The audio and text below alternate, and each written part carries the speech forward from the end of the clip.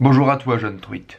Bonjour à tous les amis, bienvenue dans cette nouvelle vidéo. Aujourd'hui, on est une fois de plus avec Emmanuel. Vous savez, ce monsieur là que j'ai rencontré à Bangkok en Thaïlande, qui est un des participants de la French Tech Thaïlande. Cette vidéo est tout simplement le reste de son interview. Bien évidemment, il y avait tellement d'informations génialissimes que j'ai réussi à puiser chez Emmanuel, que je n'ai pas réussi à mettre tout cela dans une seule vidéo. C'est pour cela qu'aujourd'hui, c'est parti pour la deuxième partie.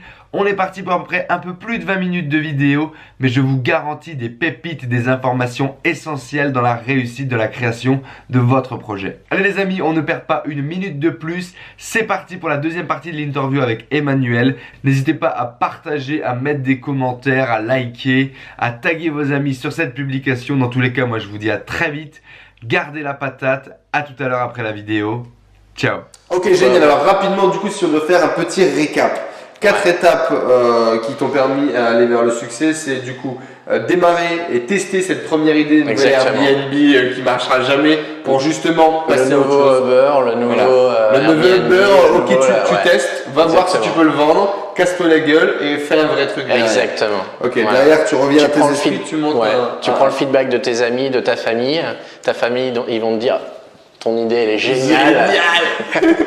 Tes amis ils vont déjà dire ah, je sais pas.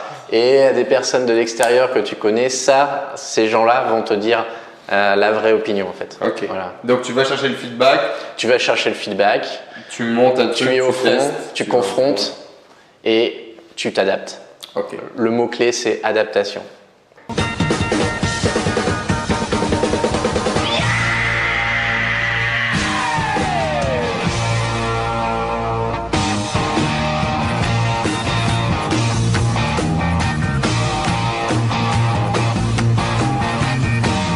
Les amis, vous avez l'habitude maintenant, c'est l'appel à l'action. Vous pouvez télécharger en cliquant sur la vignette là, juste au-dessus de la tête de Manu, ou juste ici ou en dessous, c'est dans la description, en tout cas c'est sûr. C'est les 6 secrets pour réussir dans l'entrepreneuriat. C'est quoi Manu? C'est un pack de vidéos qui est absolument génial et qui vous aide à réussir. Tout à fait. Et vous téléchargez là ou là ou là ou là même. C'est ça Manu. Merci. Parfait. Ok, génial. Bon, et après d'ailleurs dans tous les cas vous pouvez revenir dans la vidéo, il y a le juridique qui est important pour Manu pour bien cadrer les choses et trouver des partenaires qui était le deuxième point qui avait été soulevé. Il y a déjà d'autres interviews là-dessus et d'autres vidéos les amis. Alors du coup, j'ai une autre question qui va certainement te plaire beaucoup mon bon Manu. Si aujourd'hui tu... Non, pas si du tout, non, il bug. C'est ça. Quels sont les traits de caractère ou les compétences que tu as dû développer pour réussir dans l'entrepreneuriat? Des choses que tu n'avais pas forcément ou que tu avais et que tu as dû développer. Voilà. Ça, c'est une excellente question. Ah, merci. Je bosse. Hein, on essaie. Non, c'est une excellente question. Et en fait, une des choses principales que j'ai apprises, justement, c'est la résilience. Okay. Tu vas voir un client, tu te prends un non ou tu te prends un no answer, tu vois. Tu apprends beaucoup de choses. Tu apprends à ravaler ton ego. Et toujours, en fait, quand tu as une start-up, il faut faire en sorte que l'ego soit mis de côté, que le projet est toujours la priorité, en fait. Une citation hier, j'ai dû avoir dans un podcast où le mec disait que ce qui détruisait le plus d'entreprises et le plus de projets au monde, c'était l'ego. Exactement. C'est la chose la plus toxique. Ouais, tout à fait. Donc la résilience, la résilience, c'est d'écouter. En fait, voilà, la première chose, c'est écouter les gens, écouter les clients, faire en sorte un travail d'analyse aussi. Okay. Donc ça, c'est pas du tout intuitif. Il faut que tu l'apprennes. En tout cas, quand tu fais le métier de consultant, que tu le fasses obligatoirement. Okay. Et puis surtout, tu as aussi le côté positif, l'enthousiasme, parce que quand tu es entrepreneur, ça se travaille, ouais, bien sûr. Tous les matins, tu dis allez, on y va, voilà. Allez. Et même quand Yes, I'll be back. À chaque client qui te dit non, je reviendrai. Et même, exactement. Et même quand il y a des downtime, tu vois, il y a des clients qui te disent non, ou des clients qui te disent bah non, merci, c'est gentil. Salut. Tu vois, donc il faut absorber ça. il faut l'absorber, il faut l'analyser et il faut rebondir en fait. Ok. Voilà, donc 3 grosses compétences, traits de caractère que tu n'avais pas ou que tu as dû bosser, c'est ça? Exactement. Ouais. Résilience, positivité et ravaler. Exactement. Et en fait, le côté entrepreneur, si tu veux, te permet ça. Si tu es rattaché à un segment d'activité, tu vois, si tu n'es que comptable, ou si tu n'es que IT, ou si tu n'es que, je sais pas, secrétaire ou choses comme ça, tu n'as pas vraiment la vision globale du business, si tu veux. Donc, avoir cette vision globale, avoir ce rapport avec les clients qui te disent non, oui, non merci, ou qui te disent la pire des choses, c'est rien. Tu vois, c'est quelque chose de très enrichissant et c'est quelque chose que tu n'apprends pas. Ça, je pense vraiment que c'est sur le terrain que tu le vois. Ouais, exactement. Donc là, en fait, quand tu commences à avoir cette approche, quand tu commences à comprendre ce concept, tu commences à beaucoup plus, même si tu les respectais avant, tu commences à beaucoup plus respecter les gens, tu vois, qui sont au front. Tu vois, les sales, tous les jours, ils se prennent des gadins. Tous les jours, ils vont aux clients, au front, tu vois, attaquer, etc. Donc ça, c'est ce qu'on appelle la résilience. Et donc, ils se tannent le cuir. Et voilà. Et au début, ton cuir, il n'est pas du tout tanné. Donc, tanne le cuir, expression non utilisée depuis 1942. Merci Manu. C'était le point histoire. C'était le point histoire, une petite manière. Ouais, donc selon toi, ça c'est vraiment les trucs qui font la diff. Ouais. Donc, et encore une fois, en fait, je pense que c'est se confronter. Tu vas sur le terrain, tu vas voir, tu vas sentir, tu vois, et peut-être, je sais pas, mais peut-être le dernier type, c'est en fait, tes clients vont te donner la clé de ton business. C'est-à-dire que quand tu vas parler avec tes clients, ils vont te dire leurs problèmes. Ils vont te dire ce dont ils ont besoin. Ils vont te dire des choses de tous les jours, ce qu'ils aimeraient, tu vois, ce qu'ils aimeraient, C'est vrai que les gens ne comprennent pas suffisamment assez ça. Moi, j'ai mis du temps à le comprendre aussi. Ouais. Et pourtant, ça, pour le coup, c'est common sense. Exactement. C'est le mec qui va te payer. Exactement. Qui sait exactement ce qu'il veut. Exactement, parce qu'il connaît par cœur son business. Donc, il connaît ses réussites, il connaît ses défauts et il connaît ses zones d'amélioration en fait. Donc si tu veux vendre à ce mec-là, qu'est-ce que tu fais?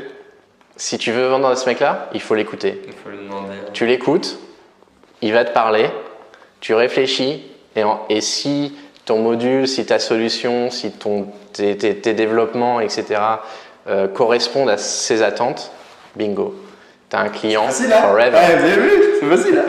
Non mais c'est vrai que c'est essentiel et c'est pas du tout une vision du business que moi j'ai pas vu en fait. 3 ans ou 4 ans de boîte, j'ai jamais eu ça en tête. J'ai eu ça en tête tout seul en lisant des putains de bouquins de marketing où ils te disaient mets-toi dans les baskets de ton client, c'est empathie avant le reste, etc.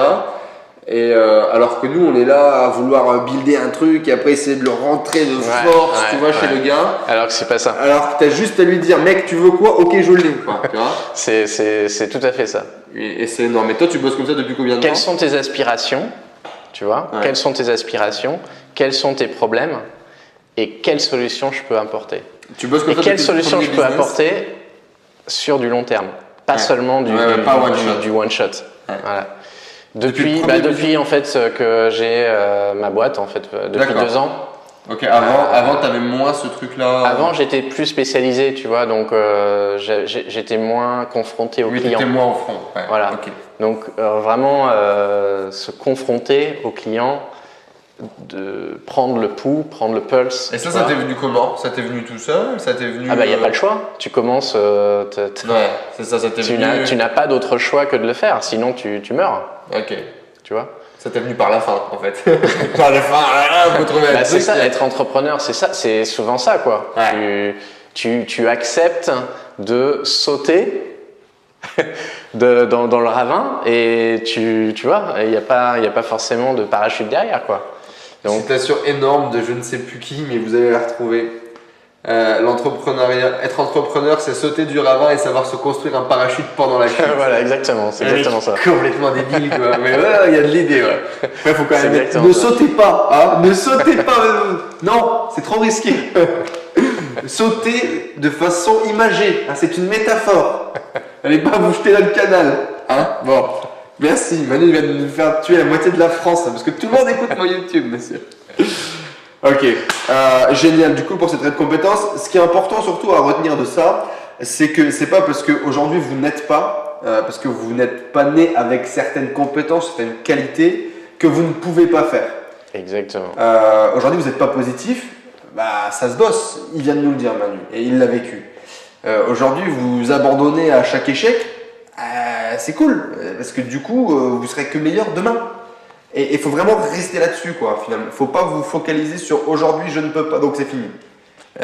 Aujourd'hui, vous ne pouvez pas, donc demain, vous allez pouvoir faire encore plus. Et c'est vraiment ça qui est intéressant dans ce travail des compétences et des qualités qu'on n'a pas au départ et que finalement, on se tape dans le cuir.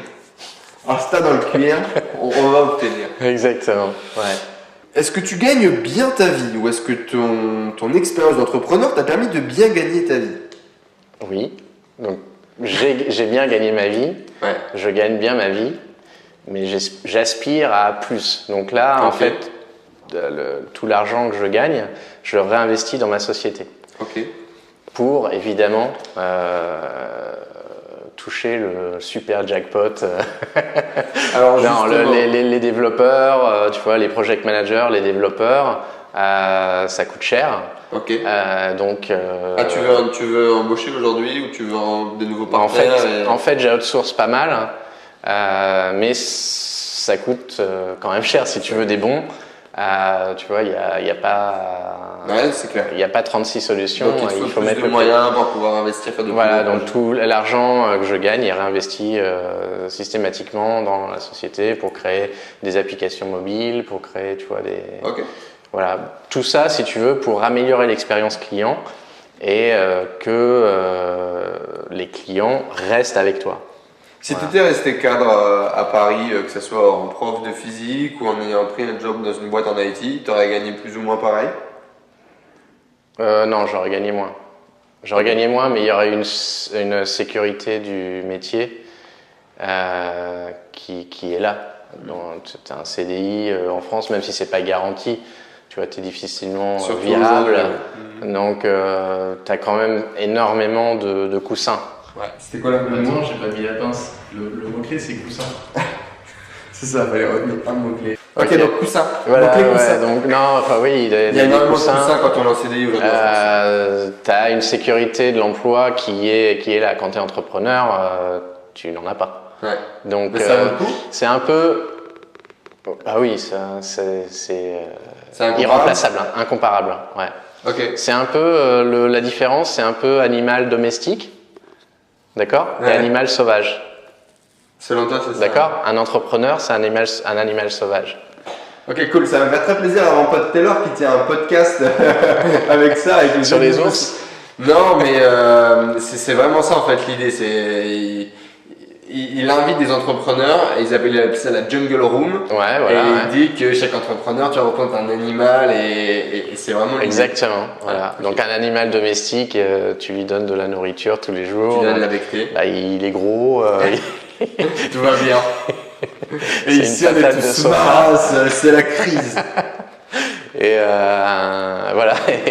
Et un entrepreneur, bah, c'est toujours en train de penser à ses idées, à ses projets, à ses clients. Ça accapare, je sais pas, 90% de son temps, quoi. Ouais. Et tu te dis, tu te regardes le matin et tu te dis, putain, j'ai une idée. Inside. Ça peut, Inside de Paris. ça peut augmenter de 20% le revenu du client, tu vois. Ouais. Enfin, des idées comme ça. Et en fait, au fur et à mesure, tu as de plus en plus d'idées et c'est c'est incomparable en fait. Et elles sont de plus en plus De limité, pertinentes. tu deviens exactement. Ça aussi. Voilà. Ça joue. Ouais. Ok. Ok. Donc On gagne bien sa vie en tant qu'entrepreneur. Pendant un an, c'est pas. Non, on peut bien gagner sa vie si on fait bien les choses. Ouais, pendant un an, c'est galère. Pendant un an, vous avez rien gagné, et après, vous avez commencé à palper du gros argent, soirée pute, cocaïne, etc. Ça va. C'était pas vraiment le thème, mais tu vois, je fais un anti-cut. Mec, tu vas être trop sérieux. Non, oui, tout à fait. Ok, du coup ma question après l'argent, parce que la question argent elle titille beaucoup, il y a des entrepreneurs qui tiltent un peu dessus avec une mentalité très très française, d'autres entrepreneurs avec une mentalité anglo-saxonne qui me répondent en mode tac au tac, je gagne autant par mois et je paye autant d'impôts. C'est surtout pour en fait mettre un paradoxe sur est-ce qu'il est important de gagner beaucoup d'argent pour être heureux, est-ce que quand tu es entrepreneur tout le temps la course à l'argent. Du coup ma question d'après c'est est-ce que tu es heureux aujourd'hui? Bah oui.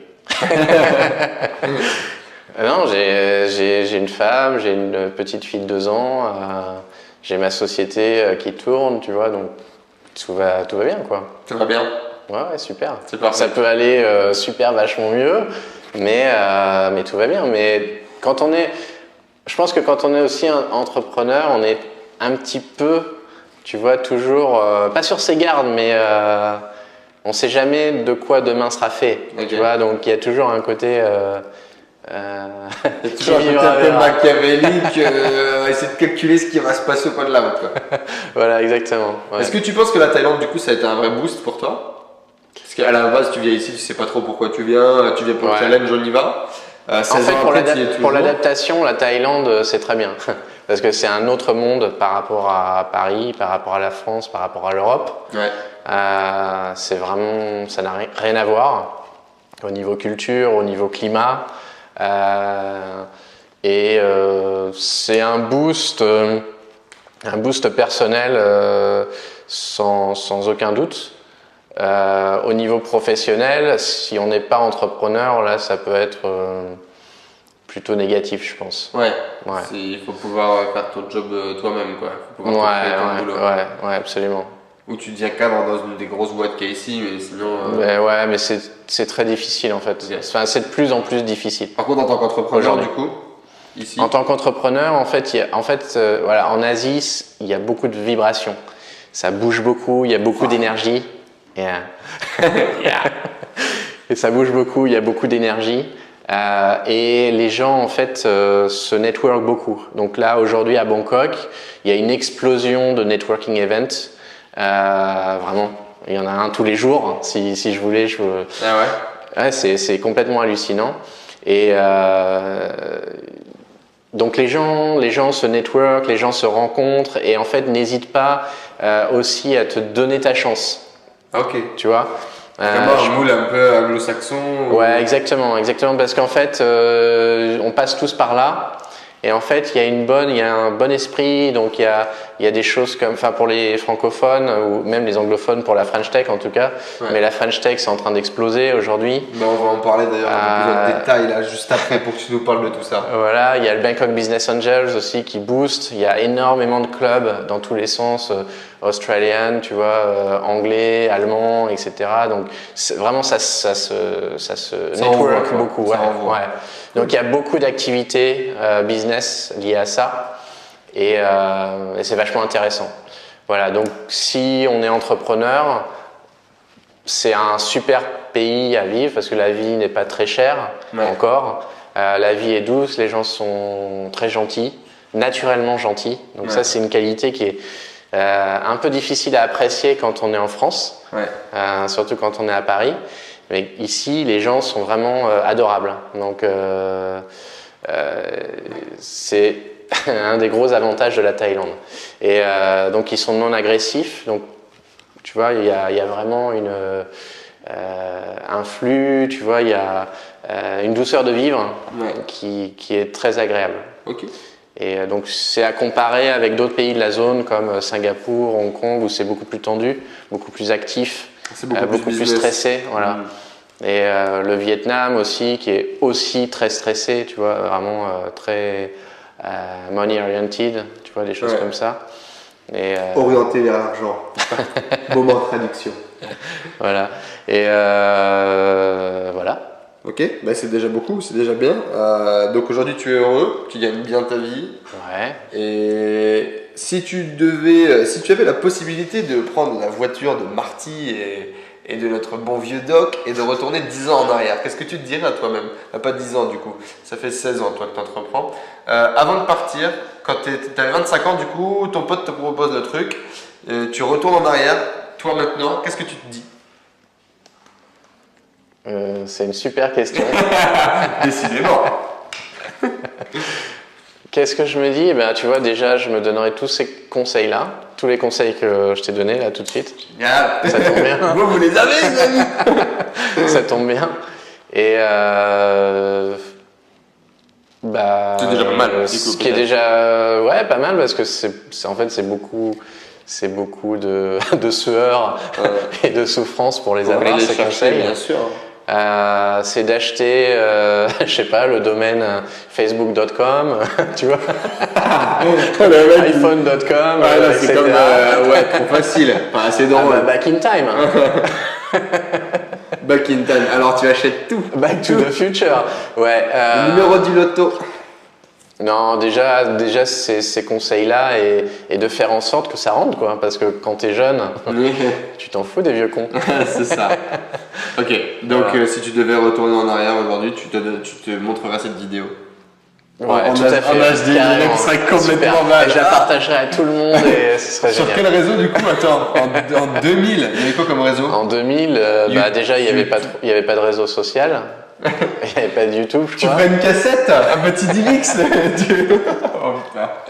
Hein, tu la mets sur ton site internet, hébergé sur ton petit serveur. Que tu as à la maison, sur ton 56K. Oh putain. Ouais, dur. Exactement. Okay. Et tu fais en sorte qu'elle soit crawlée par Alta Vista. Ouh, génial. Gros tips les amis niveau SEO si vous voulez pousser. Ok. Exactement. Bah génial en tout cas. Si tu avais un conseil, un dernier conseil, parce que du coup tu as fait que ça, balancer du conseil tout le long de cette vidéo, mais si tu avais un conseil, genre un petit tip, c'est un petit truc, et une ressource à donner aujourd'hui pour les gens qui nous suivent. Une ressource à donner? Ouais, une ressource, un blog, un livre, un truc tu sais, qui t'a inspiré. Bah aller sur Medium. Déjà. Ok, Medium. Donc Medium qui est une plateforme de blogging, ouais, qui est le nouveau Skyblog pour les gens intelligents. Voilà, il y a des super contenus de très très bonne qualité. Okay. Après, ça dépend du domaine d'activité, si tu veux. Tu vois, toujours. Tu essayes de choper les rapports McKinsey pour tout ce qui est marketing, etc. Ouais. Voilà, tu vois, tu as vraiment, en fonction de l'activité, tu as des spécialistes. Ouais, bah, en entrepreneuriat, on va dire là-dedans. En tout cas, voilà, ça fait déjà 2 tips. Ouais. Aller sur Medium, devenir des experts et bosser, quoi. Ouais, c'est ça. et du coup, j'avais mis quoi? Ouais, un dernier conseil, bah, c'est bien, ou tu as peut-être un truc sur le bout de la langue que tu vas te partager Sur le bout de la langue, non, c'est adaptation 1, okay. Évolution 2, et puis... Percussion 3. Ouais, non, et puis c'est toujours faire en sorte d'avancer, parce que le problème c'est que si vous êtes content de vous, t'es content de toi, t'es satisfait, ben t'as des concurrents qui viennent te manger derrière. Le problème c'est que là je vais te poser une question, on va mettre 8 minutes dessus. Quand est-ce que tu es content du coup? Comment est-ce que tu fais pour être heureux si tu es toujours à la course de nouveautés, d'évolution? Bah, en fait, le truc, c'est quand tu as un business en ligne, quand tu es entrepreneur, tu ne peux pas arrêter. Le jour où tu arrêtes, ton produit en fait stagne, d'accord? Ouais. Et en fait, ton produit meurt à la fin. Parce qu'il y a des gens qui sont derrière toi, encore une fois, qui te rattrapent et qui font mieux que toi. Tu vois, donc ils cassent ton business model, ils cassent ton business, tu vois, ils font en sorte que les choses soient beaucoup mieux. Donc tu t'arrêtes, tu meurs. Ok, donc évoluer constamment pour ça finalement. Voilà, exactement. Pour suivre la dynamique. Donc tu es condamné à... Ouais, donc c'est une liberté cachée en fait, c'est une fausse liberté. Bah, c'est un animal sauvage qui est tout le temps en train de chercher sa nourriture, de chasser, voilà, d'évoluer. Même si à la fin il y a un terrain qui est plus ou moins délimité, Ouais. il court toujours quoi. Ok. Il est toujours en course et toujours en adaptation. Cool. Bon, ben voilà les amis, je pense que vous avez de quoi sortir les pop-corn, manger un morceau, parce que là il y a de quoi bosser, il y a des choses à faire. Où est-ce qu'on peut te retrouver si on veut te lire, si on veut te suivre, si on veut te contacter? Bah, sur LinkedIn, Ok.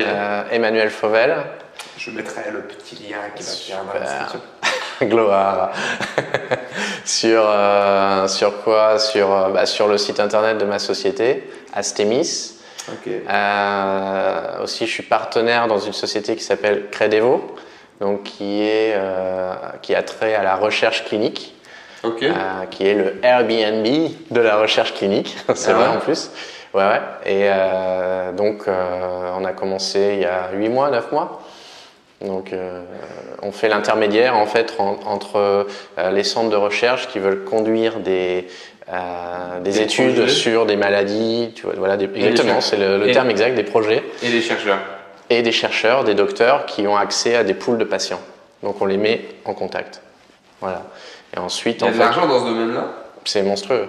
Ouais. On pourra faire une autre interview aussi. Mais au niveau de la mise en relation. Ouais, bien sûr. Bien sûr. Ok, great. Il y a toujours des trucs qui me fascineront. Voilà, en fait, c'est niche, c'est Ouais. très niche, voilà, c'est très spécialisé. Plus c'est niche, mieux ça passe. Quoi. Ok, génial. Voilà. Dernière question du coup, Manu, pour clôturer cette interview. Ouais. Est-ce que tu veux rejoindre, c'est un honneur, un éminent honneur, la bande des cinglés de Better Call Enzo? Petite demande comme ça. Bien sûr. Bon, bah merci beaucoup, Manu. Bienvenue. Merci Enzo. Non, bah merci à toi en tout cas pour tous ces conseils. C'était Ouais. lourd, c'était lourd. Il y a plein de choses qui sont très intéressantes. Ça sent le vécu, ça sent encore le fond de la mine. Moi j'aime bien ça. Et les amis, bah, j'espère que vous avez kiffé aussi vous derrière votre petit écran, soit d'iPhone, soit de tablette, ou soit d'ordinateur, que vous avez pu bien comprendre tous les concepts qui ont été poussés par Manu. On va faire une petite vidéo avec Manu dans tous les cas pour qu'il vous parle un peu du networking et de ce qu'il a monté ici en Thaïlande sous le logo de la French Tech. Donc on va enchaîner, hein, on va vous laisser. Mais dans tous les cas, kiffez bien les amis. Comme d'habitude, abonnez-vous, laissez un commentaire, partagez cette vidéo. Et puis à très bientôt dans notre prochaine vidéo. Ciao les amis. Bye Ciao. bye. Bye. Oh, just in Ah ouais, time.